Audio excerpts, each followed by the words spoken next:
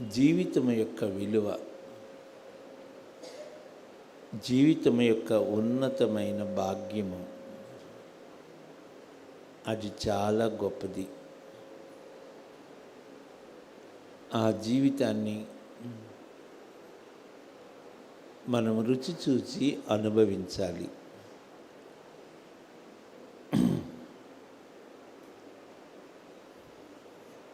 దేవుని దాసుడు దావీదు చెప్పిన మాటలు చాలా ఉన్నతమైనవి. కీడు చేసేవారికి మేలు చేయాలి,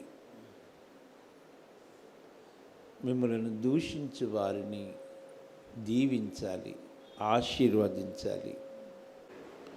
లూకా సువార్త 7వ అధ్యాయము 11వ వచనం నుండి. లూకా సువార్త 7వ అధ్యాయము నాకు చాలా ప్రత్యేకమైంది.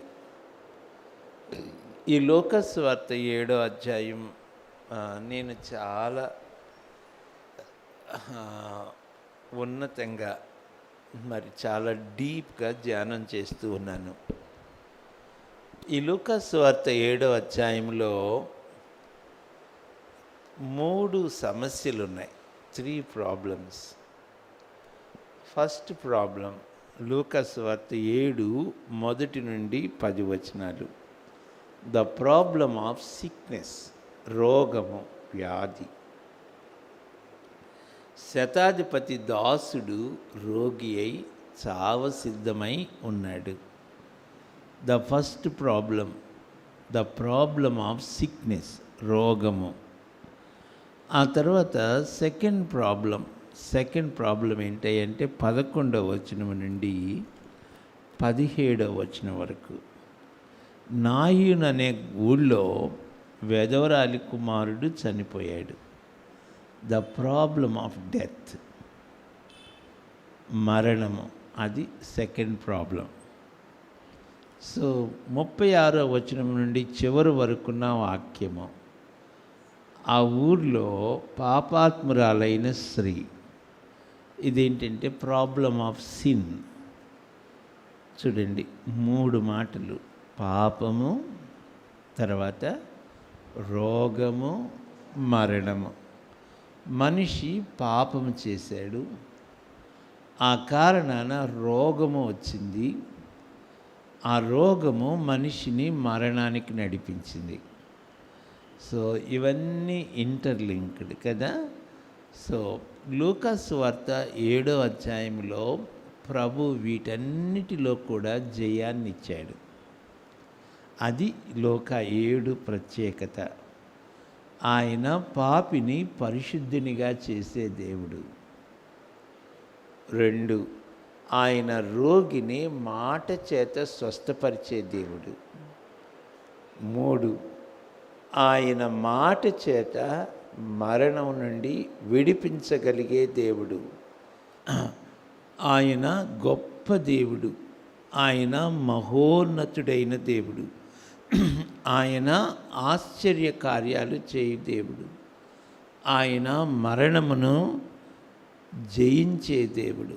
లూకా 7:11 చూడండి. లూకా 7:11 నుంచి. వెంటనే ఆయన నాయనను ఒక ఊరికి వెళ్ళుచుండగా ఆయన శిష్యులను బహుజన సమూహమును ఆయనతో కూడా వెళ్ళుచుండిరి. ఆయన ఆ ఊరి గవని వద్దకు వచ్చినప్పుడు చనిపోయిన ఒకడు వెలుపలికి మోసుకొని పోబడుచుండెను. అతని తల్లికి అతడొక్కడే కుమారుడు, ఆమె విధవరాలు.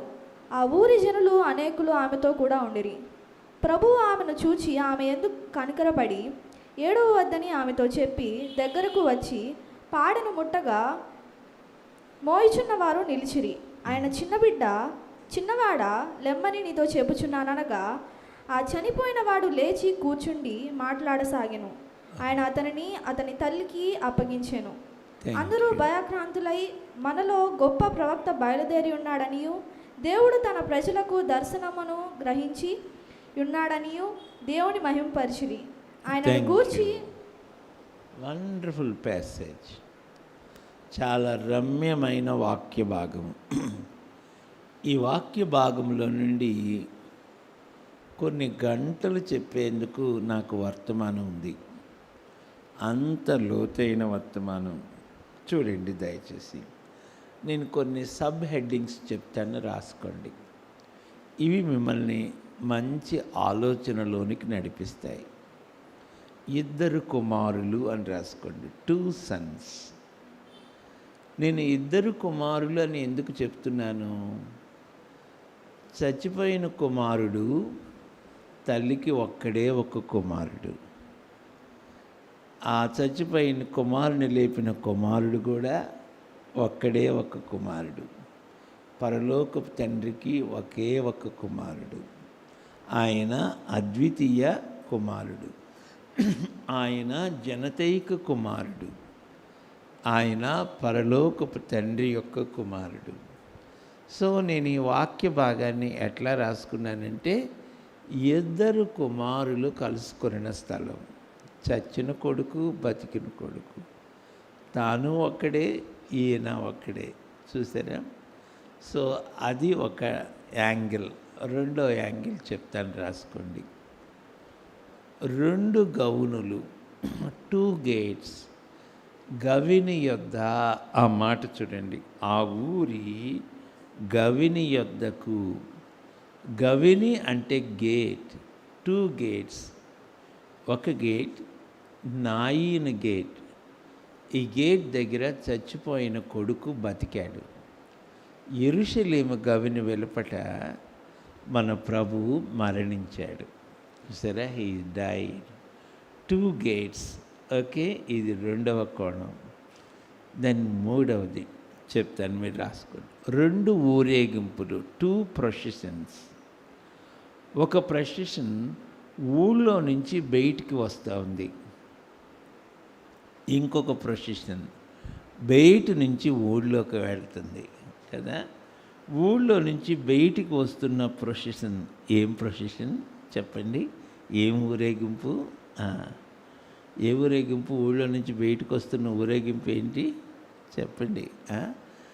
ఆ ఊరేగింపు ఏంటి?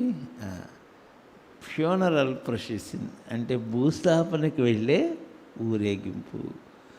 ఈ ఫ్యూనరల్ ప్రొసెషన్ వాళ్ళు ఏం పాటలు పాడుతూ ఉంటుంటారు? ఏడుస్తూ ఉన్నారు. మీరు ఊరేగింపుగా ఎక్కడికి వెళ్తున్నారండి అంటే ఏమంటారు వాళ్ళు? మేము సమాధుల తోటకి వెళ్తున్నామండి అంటారు. ఎందుకు వెళ్తున్నామంటే, ఎందుకేంటి నీకు కనపడతలేదా అంటారేమో కదా. పాతి పెట్టడానికి వెళ్తున్నాం అంటారు కదా. సో ఇక్కడ ఒక ప్రొసెషన్, ఊళ్ళోకి వెళ్తున్న ప్రొసెషన్. వీళ్ళు, ఈ ప్రొసెషన్కి నాయకుడు ఎవరు? యేసు ప్రభు. చూడండి దయచేసి మరలా 11వ వచనం. వెంటనే ఆయన నాయనను ఒక ఊరికి వెలుచుండగా ఆయన శిష్యులను బహుజన సమూహమును ఆయనతో కూడా వెలుచుండిరి. ఆయనతో కూడా వెళ్ళుచున్నారు. ఆయన ఆ ఊరి గవిని వద్దకు వచ్చినప్పుడు చనిపోయిన ఒకడు వెలుపలికి మోసుకొని పోబడుచుండెను. అతని తల్లికి అతడొక్కడే కుమారుడు, ఆమె విధవరాలు. ఆ ఊరి జనులు అనేకులు శిష్యులు బహుజన సమూహమును ఆయనతో కూడా ఉండేది. అంటే ఒక ఊరేగింపుగా వెళ్తున్నారు. నేను ఇట్లా రాసుకున్నాను నా నోట్స్లో. ఈ ఊరేగింపుకి లైఫ్ అనే ఊరేగింపు, జీవము అనే ఊరేగింపు. ఈ ఊరేగింపు నాయకుడు ఎవరు? ప్రభు యేసయ్య, the master of the life. ఆ ఊరేగింపుకి నాయకుడు ఎవరు చెప్పండి? డెడ్ బాడీ, చచ్చిపోయిన శవం. ఇదిగో అబ్బాయి, మీ ఊరేగింపుకి నాయకుడు ఎవరు? డెత్, మరణం. మాకు దుఃఖం ఉంది, మాకు సంతోషం లేదు, వీ హ్యావ్ నో జాయ్. అది ఆ ఊరేగింపు వాళ్ళు చెప్పేది. వాళ్ళు ఏడుస్తూ ఉన్నారు, దే ఆర్ క్రయింగ్. ఓకే, నేను ఒక జోక్ చెప్తానని చెప్తాను. సరే చెప్తాను, వినండి జాగ్రత్తగా. ఒక ఊళ్ళో ఏమైందంటే, ఒక ఊళ్ళో ఒక వ్యక్తి చనిపోయాడు. అది ఒక మారుమూల విలేజ్. ఆ ఊళ్ళో ఈ పెట్టెలు దొరకవు. పెట్టెలు కావాలంటే సిటీకి రావాలి.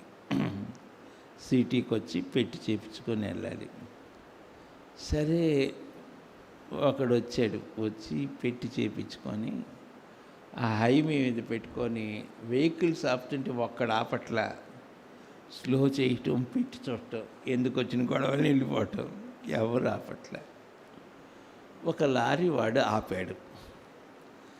ఆపితే వాడికి డబ్బులు కావాలి. ఆపితే, అయ్యా నీకు దండం పెడతాను బాబు, కొంచెం పెట్టేసుకో, మధ్యాహ్నం అయిపోతుంది, వాళ్ళు ఎదురు చూస్తున్నారు, తీసుకెళ్ళాలి బాబు అంటే, సరే వెనకాల అన్నాడు. వేసాడు. వేసి లోపల కూర్చున్నాడు, అంటే డ్రైవర్ పక్క సీట్లో. కొద్దిగా ఇరుగ్గా ఉంది కూర్చునేసరికి. కొంచెం దూరం వెళ్ళిన తర్వాత క్లీనర్ అన్నాడు, అరే లోపల ఖాళీ లేదురా, పైకి ఎక్కువ అన్నాడు. సో క్లీనర్ ఏం చేశాడు, పైకి ఎక్కాడు. కొంచెం దూరం వెళ్ళేసరికి వర్షం పడుతుంది. వర్షం పడుతుండేసరికి ఈడి క్లీనర్కి ఏం చేయాలో అర్థం కాల. అది పెట్టి చూస్తున్నాడు, అది బాగుంది. ఈడు మూత తీసి పెట్టిలో పడుకొని మూత వేసుకున్నాడు. ఇంకా వర్షం, నో వర్షం. కొంత దూరం వెళ్ళిన తర్వాత ఇద్దరు ముగ్గురు మళ్ళీ అదే రోడ్లో వెళ్తే చేయి చాపారు. ఈ లారీ వాడు 10 రూపాయలు వచ్చినట్టే అనుకొని ఆపాడు. అబ్బాయి లోపల ఖాళీ లేదు, పైకి ఎక్కుతారా అన్నాడు. ఎక్కుతాం సార్ అన్నాడు. ఎక్కండి. ఒక ఇద్దరు ముగ్గురు ఎక్కారు. ఎక్కగానే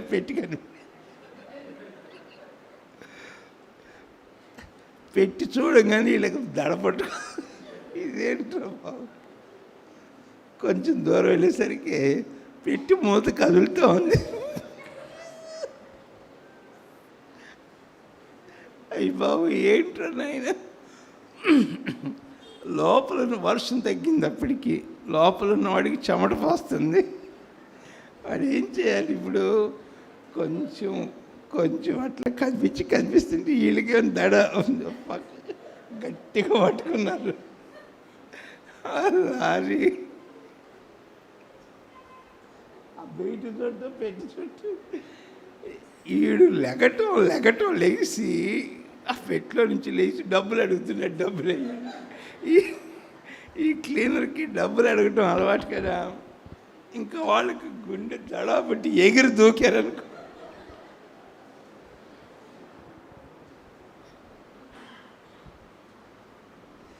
అది సంగతి. సరే, నేను చాలా కాల క్రితం ఒక ముసలాయన చెప్తా ఉన్నాడు ఈ స్టోరీ. సరే, వాక్యంలోకి వెళ్ళిపోదాం. 2 ఊరేగింపులు, 2 ప్రొసెషన్స్ కదూ. ఈ ప్రొసెషన్ జీవాన్నిచ్చే ఊరేగింపు. జీవానికి నాయకుడు, జీవమునకు మూలము ప్రభు అయిన యేసు ఆ గుంపును నడిపిస్తున్నాడు. తర్వాత ఈ వాక్య భాగంలో నాకు ఆశ్చర్యమైనది ఏంటంటే, మీరు వెళ్తున్నారనుకో, మీకు ఏదైనా బాక్స్ ఎదురొచ్చిందనుకో, మీరు ఎదురుగా వెళ్తారా? ఎందుకు వెళ్ళరు? చెప్పండి. ఎవరన్నా బాక్స్ మోసుకొస్తున్నారనుకో, కొంత గ్రూప్, మీరు ఎదురు వెళ్తారా? ఎందుకు వెళ్ళరు? భయం. ఎందుకు భయం? లేచి ఏమన్నా పట్టుకుంటాడేమో. మరణానికి ముందు వెళ్ళగలిగిన వాళ్ళు ఎవరు లేరు.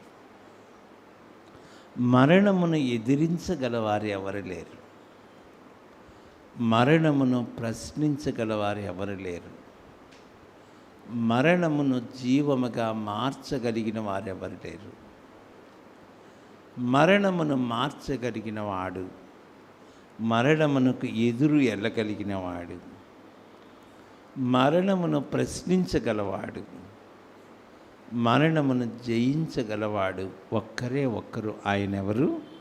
ప్రభు అయిన యేసు. దాట్స్ వండర్ కదూ. అది ఆశ్చర్యము. సో ప్రభు ఆయన ఎదురుగా వచ్చాడు. ఎదురుగా వచ్చి ఆ పాడిని మోసుకొని వస్తున్నటువంటి వారిని చూచాడు. ఇక్కడ యేసయ్య 4 పనులు చేస్తున్నాడు, 4 థింగ్స్. అవి నాకు చాలా ఇష్టంగా ఉన్నాయి. 12వ వచనం చూడండి. ఆయన ఆ ఊరి గవని వద్దకు వచ్చినప్పుడు చనిపోయిన ఒకడు వెలుపలికి మోసుకొని పోబడుచుండెను. చనిపోయిన ఒకడు వెలుపలికి మోసుకొని పోబడుచున్నాడు. అతని తల్లికి అతడు ఒక్కడే కుమారుడు, ఆ. ఆమె విధవరాలు. ఆ ఊరి జనులు అనేకులు ఆమెతో కూడా ఉండిరి. చదువు. ప్రభువు ఆమెను చూచి ఆమె యందు కనికరపడి 7వ వద్దని ఆమెతో చెప్పి దగ్గరకు వచ్చి పాడెను ముట్టగా మోయిచున్న వారు నిలిచిరి. ఆయన చిన్నవాడా లెమ్మని నీతో చెప్పుచున్నాననగా. ఇక్కడ యేసయ్య చేసిన 4 పనులు మీతో చెప్తాను. ఈ 4 చాలా ఆశ్చర్యమైనవి. ఆయన చెప్పకముందు, అవి 4 చెప్పకముందు మరికొన్ని విషయాలు చెప్తాను. చూడండి, నాయీను అంటే అర్థం ఏంటో తెలుసా? NAIN. నాయీను అంటే అర్థం ఏమిటంటే బ్యూటిఫుల్ అని అర్థం, అందమైన అని అర్థం. అందమైన. ఈ నాయీను ఊళ్ళో ఉన్న వాళ్ళని ఇట్లా అడుగుదాం. ఓ నాయీను కాపరస్తులారా, ఈ నాయీను మీకు ఏమి ఇచ్చింది? ఈ అందమైన లోకము మీకు ఏమిచ్చింది అని అడిగితే ఏం చెప్తారు? ఈ రోజున అందమైన లోకము మనిషికి ఏమిచ్చిందో తెలుసా? రోగము, తెగుళ్ళు, మరణము. భూమి మీద చాలా లగ్జూరియస్ ప్లేసెస్ ఉన్నాయి. అవి టూరిస్ట్ ప్లేసెస్, చాలా కాస్ట్లీ ప్లేసెస్ ఉన్నాయి. ఈ రోజున ఆ స్థలాలకి వెళ్ళాలంటే భయపడిపోతున్నారు. భయంకరమైన మరణం పరిపాలిస్తూ ఉంది. ఈ నాయీను, ద బ్యూటిఫుల్ సిటీ. ఓ నాయీను, నీవు ఏమిచ్చావు మానవాళికి అంటే ఏమంటుంది నాయీను? నాయీను మానవాళికి ఇచ్చింది రోగము, మరణము, డిసీజ్ అండ్ డెత్. అంతే. ఇంకా కన్నీళ్ళు, అందరూ ఏడుస్తూ ఉన్నారు. చూడండి, లోకము ఒక పక్కన, లోక రక్షకుడు ఒక పక్కన. ఒక ప్రక్కన నాయీను, ఒక ప్రక్కన ప్రభు యేసయ్య. ఈ రాత్రి వేళ నేను ముగించక ముందు ఒక మాట మీతో చెప్పాలి. మీకు నాయీను కావాలా లేక ప్రభువు కావాలా? మీకు ప్రభువు కావాలి అంటే ఈ రాత్రి ఒక చక్కని తీర్మానం చేసుకోవాలి. లోకము దాని ఆశయు గతించిపోవచ్చున్నవి, కానీ దేవుని చిత్తమును జరిగించేవాడు నిరంతరము నిలుస్తాడు. అది వాక్యం చెప్పేటువంటి సత్యము. మీకు నాయీను కావాలా, ప్రభు అయిన యేసు కావాలా? ఇది ఒక గొప్ప ప్రశ్న మీ ముందు ఉంచుతున్నాను. You have to decide. చూడండి, నాయన ఊళ్ళో చనిపోయిన వ్యక్తి ఎవరు? ఒక యవనస్తుడు.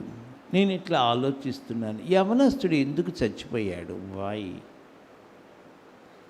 తల్లిని ఆదరించవలసిన యవనస్తుడు ఒకవేళ ఏడుస్తూ, వరే నువ్వు అప్పుడే చచ్చిపోయావరా, నీకెంతో జీవితం ఉందరా, నీకెంతో భవిష్యత్తు ఉంది బాబు అని భయంకరంగా ఏడుస్తున్నారేమో. ఇక్కడ విజయవాడలో గిరిపురం దగ్గర ఒక యవనస్తుడు చనిపోయాడు. నాకు తెలిసినప్పుడు నేను చాలా బాధపడ్డాను. ఆ యవనస్తుడు KLC కోనేరు లక్ష్మయ్య ఇంజనీరింగ్ కాలేజీలో చదువుకునేవాడు. ఆ వ్యక్తి ఒక అమ్మాయిని ప్రేమించాడు. ఆ అమ్మాయి ధనవంతుల కుటుంబానికి చెందింది, వేరే క్యాస్ట్. వాళ్ళు ఏం చేశారంటే కొంతమంది రౌడీస్ని పెట్టి మంచిగానే పిలిపించి అతన్ని చంపి నరికి గోని పట్టలో చుట్టి రైలు పట్టాల మీద పడేశారంట.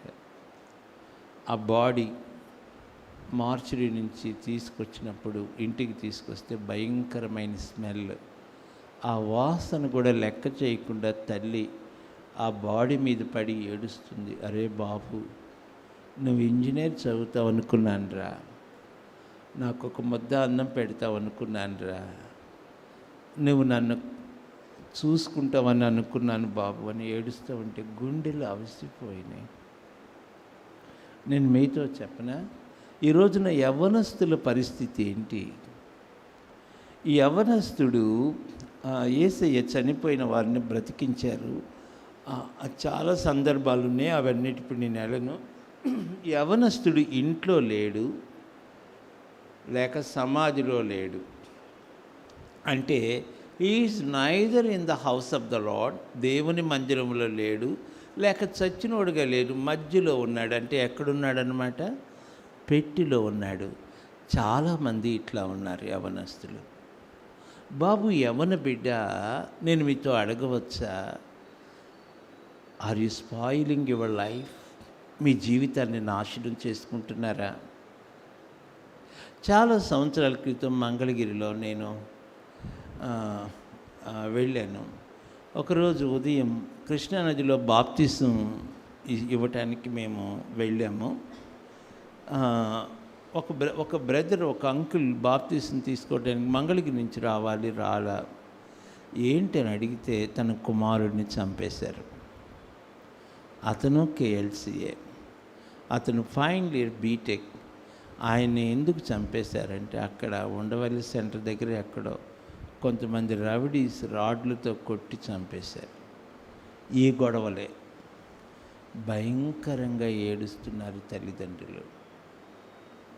ఈ రోజున ఎంతమంది యవ్వన బిడ్డలు తమ జీవితాలను నాశనం చేసుకుంటున్నారో చూడండి. ఎందుకో తెలుసా? లోకమును ఆశించి ప్రభువుకు దూరమై.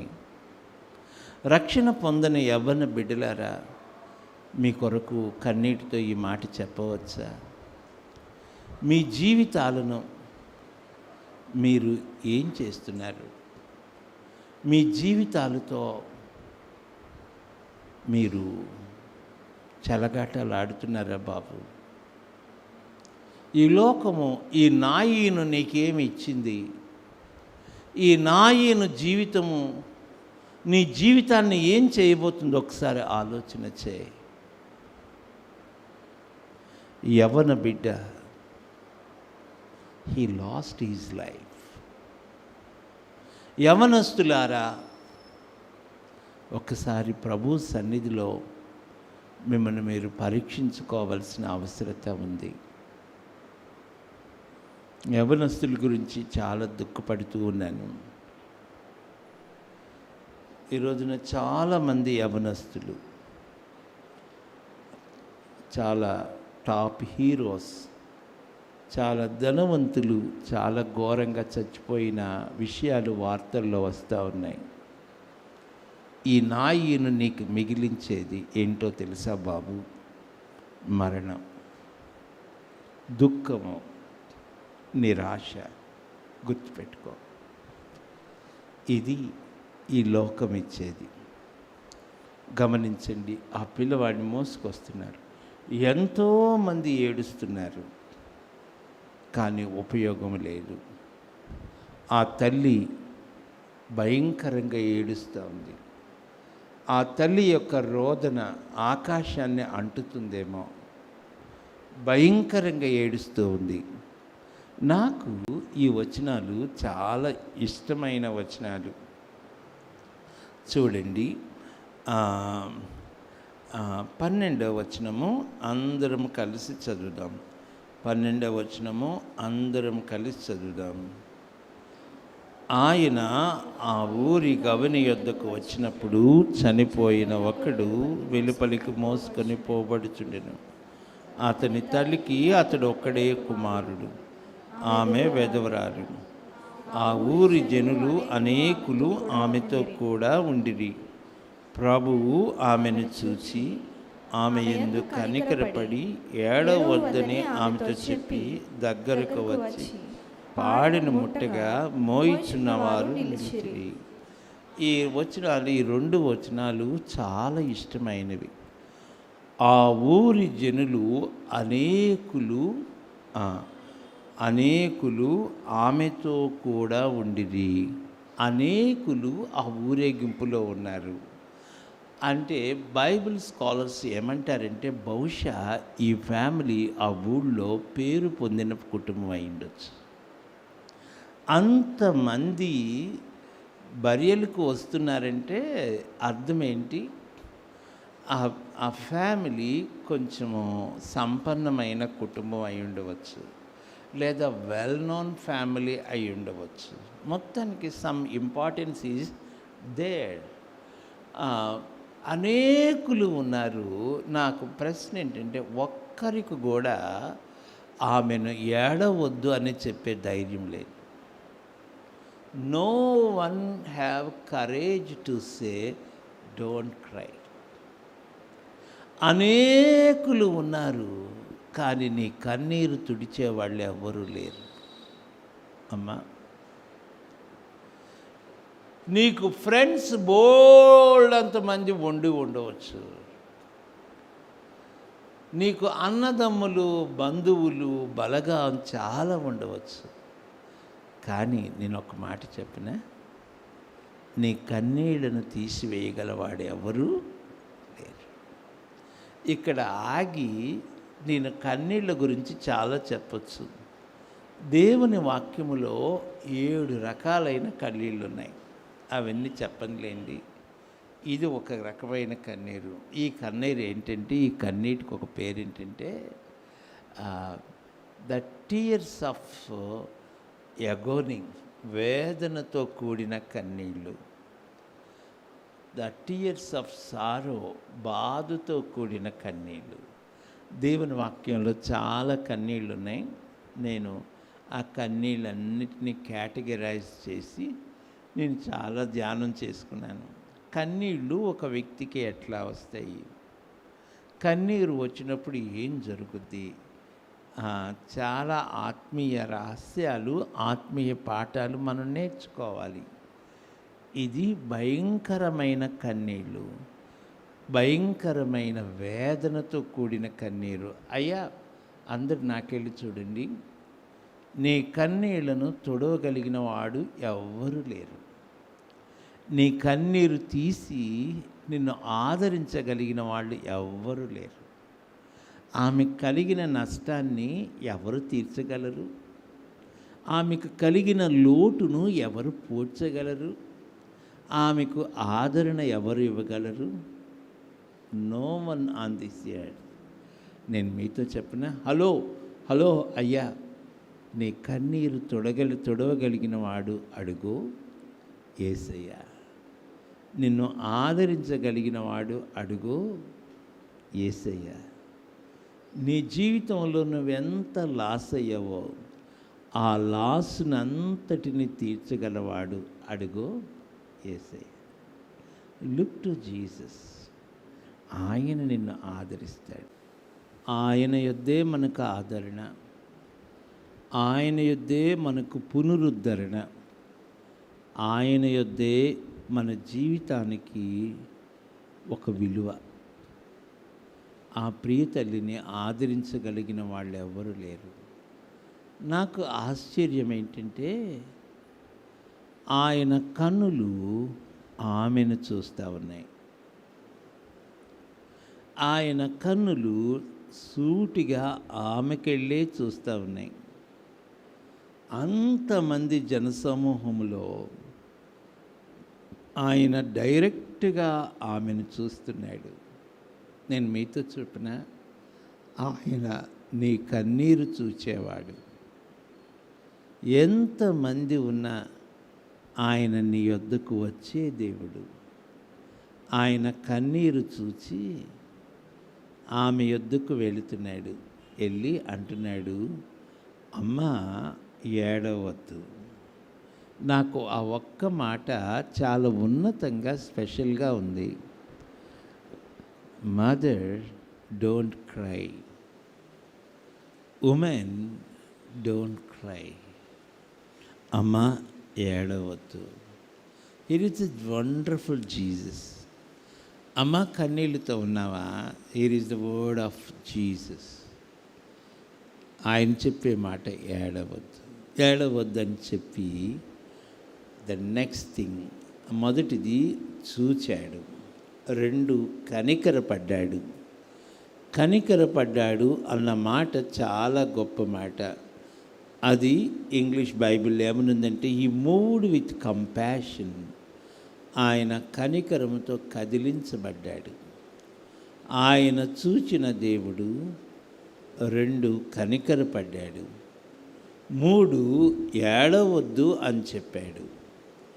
నాలుగోది ఆ పాడి దగ్గరికి వెళ్ళాడు. ఆ పాడెను ముట్టాడు. He touched that coffin box. ఆయన పాడిని ముట్టాడు. ముట్టంగానే ఆ మోయిచున్నవారు నిలిచారు కదా. చూడండి, పాడిని ముట్టడం అనేది ఒక అపవిత్రమైనటువంటి కార్యం. యాజకులు కానీ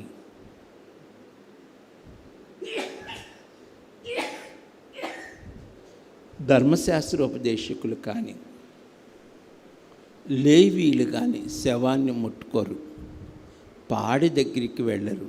ఎందుకని? మొదటిది వాళ్ళకి భయం, రెండోది ఊరికినే మేము అపవిత్రుడు అయిపోతాం అంటారు. కానీ యేసయ్య పాడిని ముట్టుకుంటున్నాడు అంటే దాని అర్థం ఆయన తాను అపవిత్రుడైపోవటానికి ఇష్టపడుతున్నాడు. ముట్టుకోగానే మోయిస్తున్నవారు నిలిచారు. కొంతమంది కామెంటేటర్స్ ఏమంటారంటే ఆ మోయిచున్న వారు ప్రభువును చూడంగానే వాళ్ళకి విశ్వాసం వచ్చిందట. ప్రభువు ఆమెను ఏడవద్దు అనగానే వాళ్ళ ప్రాణాలు తెప్పరిల్లినాయి అంట.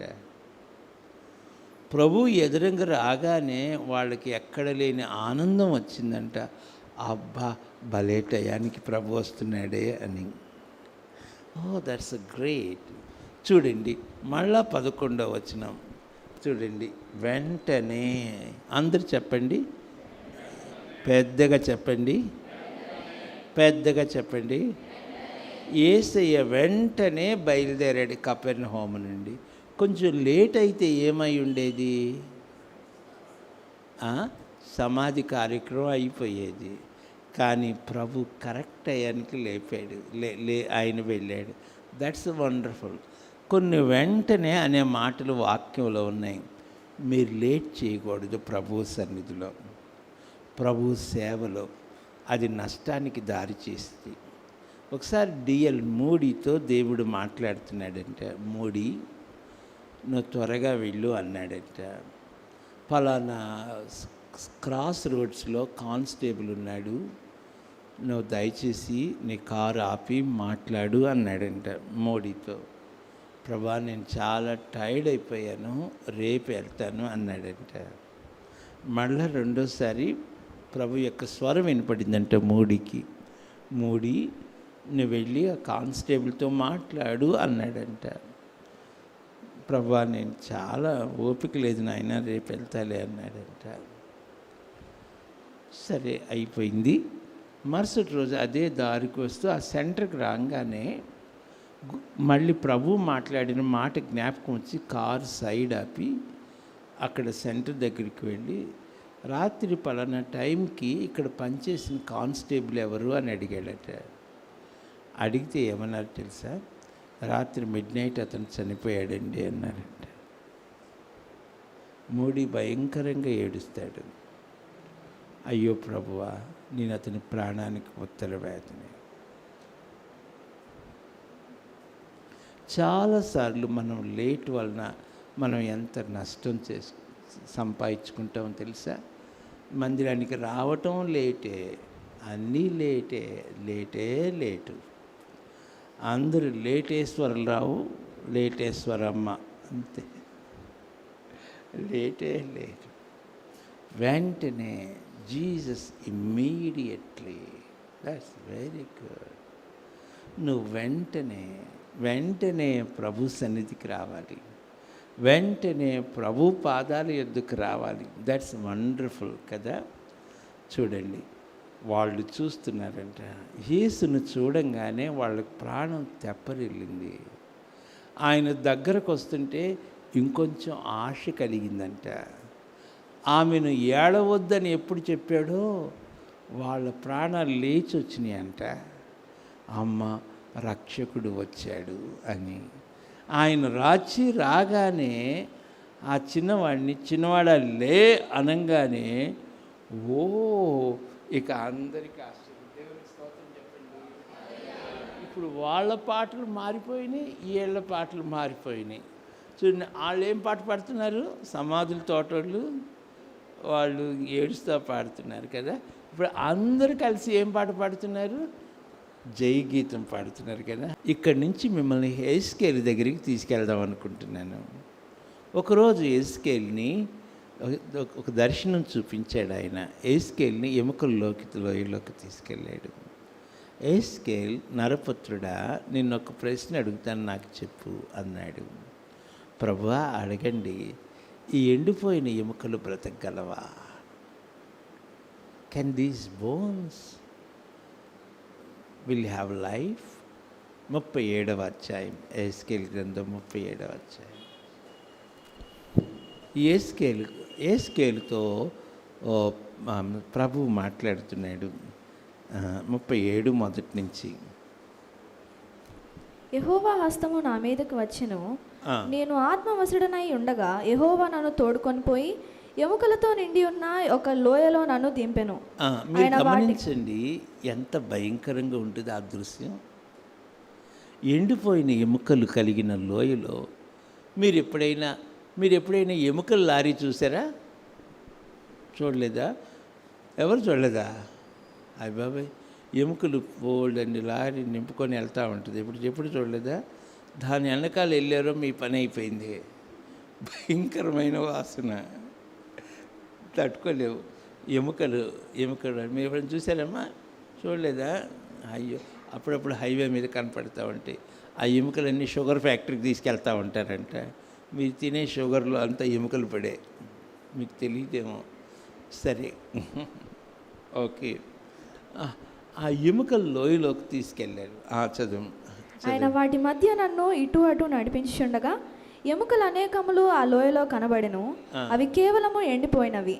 ఆయన, నరపుత్రుడా, ఎండిపోయిన ఈ ఎముకలు బ్రతకగలవా? అక్కడ ఒక చక్కని మాట, ఒక ఛాలెంజింగ్ క్వశ్చన్. నరపుత్రుడా, son of man, can these bones will have life? ఎండిపోయిన ఎముకలు బతకగలవా? అప్పుడు ఏస్కేల్ చాలా తెలివిగలవాడు. బతుకుతాయో బతుకవన్నాను అనుకో, మళ్ళీ ఆయన నన్ను తిడతాడు, ఎందుకు వచ్చిన గొడవ అనుకున్నాడు. ఏమన్నాడంటే, గోడ మీద పిల్లిలా అంత నీకే తీరునయ్యా. అప్పుడు దేవుడు ఏమన్నాడంటే, ఈ ఎముకలు బ్రతుకున్నట్లు నీవు ప్రవచించు అంటాడు. చదువు. ఆయన, నరపుత్రుడా, ఎండిపోయిన ఎముకలు బ్రతకగలవా అని నన్ను అడుగగా, ప్రభువా యెహోవా, అది నీకే తెలునని నేను అంటిని. అందుకు ఆయన ప్రవచనమెత్తి ఎండిపోయిన ఈ ఎముకలతో ఇట్లనుము, ఎండిపోయిన ఎముకలారా, యెహోవా మాట ఆలకించుడి. ఈ ఎముకలకు ప్రభువైన యెహోవా సెలవిచ్చున్నదేమనగా, మీరు బ్రతుకున్నట్లు నేను మీలోనికి జీవాత్మను రప్పించున్నాను. చర్మము కప్పి మీకు నరములనిచ్చి మీ మీద మాంసము పొదిగి చర్మము మీ మీద కప్పెదను. మీలో జీవాత్మ నుంచగా మీరు బ్రతుకుదురు. అప్పుడు నేను యెహోవానై ఉన్నానని మీరు తెలుసుకొందురు. ఆశ్చర్యం! ఎముకలు బతుకుతున్నాయండి. ఎముకలు మహాసైన్యం అయినాయండి. చూడండి, 11వ వచనం చూడండి. అక్కడ ప్రభువు ఏమంటున్నాడో చూడండి. అప్పుడు ఆయన నాతో ఇట్లా, నేను నరపుత్రుడా, ఈ ఎముకలు ఇశ్రాయేలునందరినీ సూచించున్నవి. వారు మన ఎముకలు ఎండిపోయెను, మన ఆశ విఫలమాయను, మనము నాశనమైపోతిమి అని అనుకొనిచున్నారు. చూసారా? మీరు అనుకుంటున్నారా? అట్లాగా అనుకుంటున్నారా? నో. నీ దేవుడు ఆశ్చర్య కార్యాలు చేయి దేవుడు. దేవునికి స్తోత్రం చెప్పండి. ఆమె అట్లాగే అనుకుంటుంది. ఆ విధవరాలు, నా పని అయిపోయింది. ఆమె ఇలా అంటుందేమో, ఒరే కొడుక, నన్ను కూడా పాతి పెడితే బాగుండు నీతో పాటు అని. అంతే కదా, ఏ తల్లి తట్టుకోగలరు? బాబోయ్, ఒక్కడే ఒక కొడుకు చచ్చిపోతే తట్టుకునే తల్లి ధైర్యం ఎవరికి ఉంటుంది? ఒరే బాబు, నిన్న కూడా పాతి పెట్టేయండిరా అంటుందేమో. Here is Jesus. నీ డైరెక్షన్ మార్చేవాడు, నీకు జీవాన్ని ఇచ్చేవాడు, నీ ఆశను చిగురింప చేసేవాడు నీ ప్రభు. అడుగు ఎదురుగా వస్తున్నాడు. అందరం దేవునికి స్తోత్రం చెప్దామా? అదే ఈ రాత్రి ఆ ప్రభువు నీకు ఎదురుగా వస్తున్నాడు. ఎవరైతే రక్షణ పొందలేదో ఈ రాత్రి మీ జీవితాన్ని సమర్పించుకుంటారా? మీకు నాయన కావాలా లేక యేసు కావాలా? లోకము, లోక భోగాలు కావాలా, లోక రక్షకుడు కావాలా? అడుగో యేసయ్య వస్తున్నాడు. ఎవరైతే ఇంకా రక్షణ పొందలేదో ఒక తీర్మానం చేసుకుంటారా? రక్షణ పొందిన బిడ్డలు దుఃఖపడవద్దు. ఆయన నీ కన్నీరు తుడుస్తాడు, నిన్ను ఆదరిస్తాడు, నీ పట్ల గొప్ప కార్యాలు చేస్తాడు. మన జీవితాన్ని ఆయనకి సమర్పించుకుందామా? ప్రార్థన చేసుకుందాం. ప్రభు తన మాటలు దీవించునుగాక. ఓకే, నేను యూజువల్గా 2 పిలుపులు ఇస్తాను. మొదటిది రక్షణ పిలుపు.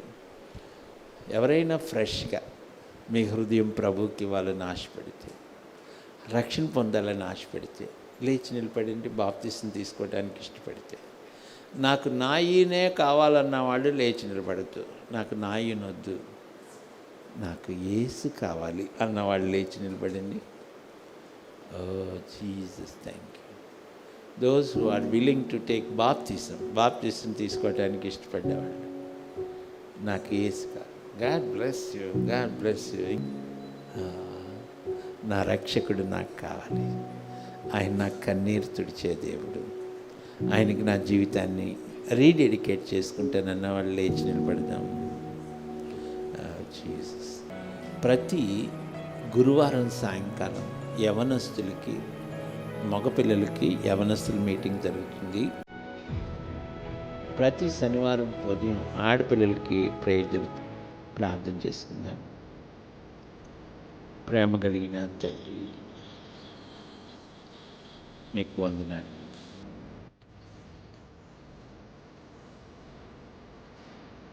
ఎంత గొప్ప దేవుడు, నీవు ఆదరించేది, ఆదరణకర్త, జీవాన్ని ఇచ్చే దేవుడు, జీవాధిపతివి, సమాధానాన్ని ఇచ్చే దేవుడు, సమాధానకర్తవు. మీ వంటి దేవుడు ఎవ్వరు లేరు. మరణానికి ఎదురుగా వెళ్ళే దేవుడు, మరణాన్ని జీవంగా మార్చే దేవుడు. మీ అందరికి మీరు చూపిన కృపంతటికి వందనాలు చెల్లిస్తున్నాను. నజరేయుడైన యేసు నామమున చీకటి శక్తులు గద్దిస్తున్నాను ప్రభు. మీ సంఘమంతటిని, సహవాసం అంతటిని కాపాడినందుకు, సంఘమును సహవాసమును మీరు ఎక్కల చాటున భద్రపరిచినందుకు వందనాలు ప్రభువా. మిమ్మల్ని కీర్తిస్తూ ఉన్నాను, మిమ్మల్ని కొనియాడుతూ ఉన్నాను, మిమ్మల్ని మహింపరుస్తూ ఉన్నాను ప్రభువా. సాతాను కార్యాలు యేసు నామమున లయపరుస్తున్నాను ప్రభువా. కొంతమంది ప్రియబిడ్డలు సిక్ అయి ఉండగా వారికి ఇచ్చిన స్వస్థతకై వందనాలు. మన రాజుకి ఇచ్చిన స్వస్థతకై వందనాలు. సంపూర్ణమ్మ గారు ఇచ్చిన స్వస్థతకే వందనాలు. సేఫ్గా హాస్పిటల్ నుంచి డిశ్చార్జ్ చేయడం సాయం. అలాగే ఝాన్సీ సిస్టర్ గారికి ఇచ్చిన స్వస్థతకే వందనాలు. ఆమెను చక్కగా హాస్పిటల్ నుంచి డిశ్చార్జ్ చేసినందుకు వందనాలు. అలాగే సంపూర్ణమ్మ గారికి ఇచ్చిన స్వస్థతకే వందనాలు. ఇంకా వృద్ధులకు మీరు అనుగ్రహించిన కాపుదల, స్వస్థతకై వందనాలు. మిమ్మల్ని స్తుతిస్తున్నాను నాయన. సాతాను కార్యములను యేసు నామమున లయపరుస్తున్నాను ప్రభువా. వృద్ధులను ఎత్తి పట్టుకొని నడిపిస్తున్నందుకు వందనాలు. మా దీన సంఘమును ప్రేమించి మీరు చేసిన కార్యములన్నిటి కొరకు వందనములు. చక్కగా మరి మందిరం రినోవేట్ చేయటానికి, మీరు ఏసీ మిషన్స్ అన్ని పెట్టడానికి, ఎలక్ట్రికల్ పనులు చేయడానికి మీరు చేసిన కృపకే వందనాలు. ప్రతి ఒక్కరిని మీ దయగల హస్తాలకు అప్పగిస్తున్న ఆశీర్వాదం గారికి ఇచ్చిన ఆరోగ్యం కొరకు వందనాలు. బిడ్డలందరినీ మీకు అప్పగించుకుంటూ ఉన్నాను. అందరూ మన చేతులెత్తి ప్రార్థన చేద్దాం. ప్రభా మా రాష్ట్రంలో సమాధానం దయచేయను ఆయన, మా రాష్ట్రానికి స్వస్థత దయచేయను ఆయన. మా ముఖ్యమంత్రి గారు మీ సాక్షిగా నిలబెట్టుకోండి, మా ప్రధానమంత్రి గారు మీ సాక్షిగా నిలబెట్టండి. మా దేశంలో మీ ఉజ్జీవోత్సవాలను దయచేయండి ప్రభా. యవనస్తులకు మంచి భవిష్యత్తు దయచేయండి, యవనస్తుల్లో గొప్ప ఉజ్జీవం దయచేయండి. యవనస్తులు వేల మందిని, లక్షల మందిని మీరు తోడుకొని రండి, గొప్ప కార్యం జరిగించండి. ఆన్లైన్ ప్రేయర్స్ అన్నింటిలో తోడుగా ఉంటున్నారు, మీకు వందనాలు చెల్లిస్తాను. మీ దాసురాలు జయకుమార్ పట్ల ఎంతో గొప్ప కార్యం చేశారు, వందనాలు నాయన. ఆ వీక్నెస్ని అంతటిని మీరు తీసివేసినందుకు వందనాలు. మీ దాసు సంఘం అంతటిని మీ దయగల హస్తాలకు అప్పగిస్తూ వందనాలు చెల్లిస్తాం. యేసు నామమున స్తుతులతో ప్రార్థిస్తున్నాం తండ్రి. మన పరమ తండ్రి అయిన దేవుని ప్రేమ, కుమారుడైన ప్రభువారి కృప, పరిశుద్ధాత్మ దేవుని ఆదరణ చేరిన బిడ్డలకి సర్వలోకమున్న పరిశుద్ధి ఇప్పుడు ఎల్లప్పుడు నిరంతరం తోడై నడిపించును గాక.